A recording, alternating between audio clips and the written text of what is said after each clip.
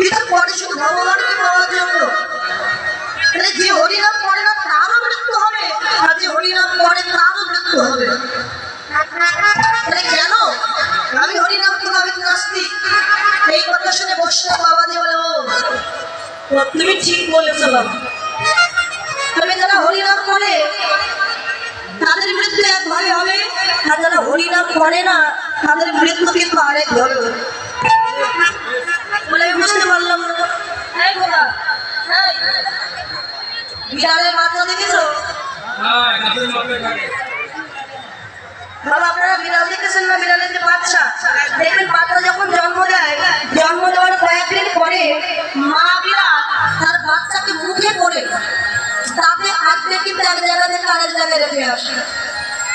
যখন মা বিড়াল বাচ্চাকে নিয়ে যায়, তার সন্তানের দেহে কোনো আঘাত লাগে না, কোনো বিষও লাগে না, ওকে আদর যত্নে নিয়ে যায়। কিন্তু এই মা